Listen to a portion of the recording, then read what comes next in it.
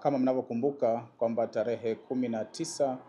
mwezi uliopita tulitangaza kuwa waandishi wote wa habari wanaofanya kazi ndani ya vyombo vya habari wajisajili katika mfumo unaoitwa Tai Habari, na tulitoa muda wa mwezi mmoja kuanzia tarehe 22 Mei hadi tarehe 21 Juni, na kutoa tamko kwamba waandishi wote wa habari lazima wamejisajili ndani ya muda huo. Na baada ya kujisajili na baada ya kupita muda huo,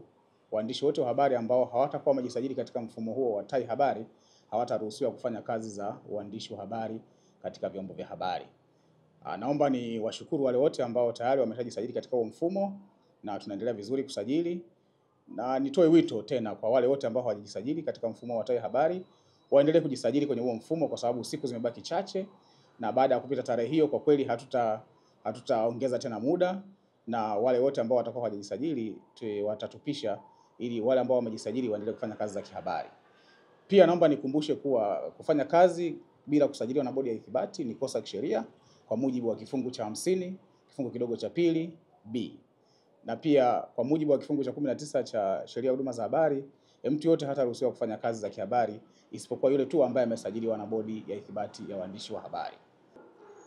Vile naomba niwakumbushe waandishi wa habari kwamba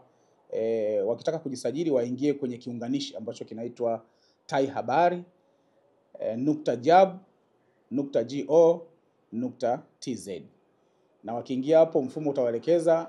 taarifa zote ambazo zinatakiwa kujazwa katika mfumo huo, na wakijaza kwa usahihi basi mfumo utawapeleka mpaka pale ambapo watahitaji kupelekwa, na baadaye watalipia. Wakishalipia then mfumo utatuma taarifa kwetu kusubiri kuthibitishwa na kupewa ithibati na kitambulisho kwa maana ya press card. Lakini pia nitoe wito kwa wale wote ambao wanaweka taarifa ambazo pia sio sahihi katika mfumo. Pia tulishatangaza kwamba watu wote ambao wataweka vyeti ambavyo sio sahihi au vyeti fake basi watachukuliwa hatua za kisheria, na tunashukuru watu wengi wameweka vyeti ambavyo sio fake, kwa sababu tumeshafanya uhakiki wa vyeti vingi, tumekuta viko sahihi na watu wanaendelea kupokea press card zao. Lakini pia nitoe wito kwa waandishi pia kujaza taarifa ambazo ni muhimu na taarifa ambazo ni sahihi, kwa sababu kuna watu wanaweka picha ambazo kwa kweli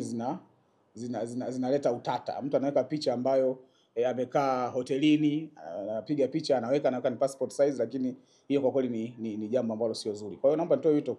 tu kwamba waandishi wa habari tuweke vitu ambavyo ni sahihi, tuwe serious, kwa sababu jambo hili ni serious na jambo hili ni zuri na linalenga kukuza taaluma ya habari. Vile naomba niwakumbushe wamiliki wa vyombo vya habari au waajiri wa waandishi wa habari waweze kuwakumbusha waajiri wao waweze kujisajili katika huo mfumo, ili pindi tutakapoanza kupita kukagua kwenye vyombo vya habari basi waandishi wote wao wamejisajili na kuepuka usumbufu ambao unaweza kujitokeza katika kipindi hicho. Nawashukuru sana, naomba tuendelee kujisajili, mfumo uko vizuri na tunapokea waandishi wa habari, na wale wote ambao wanapata changamoto yoyote tunawakaribisha hapa ofisini waweze kuja kujisajili ili waweze kutimiza matakwa ya kisheria ambayo yapo kwa mujibu wa Sheria ya Huduma za Habari.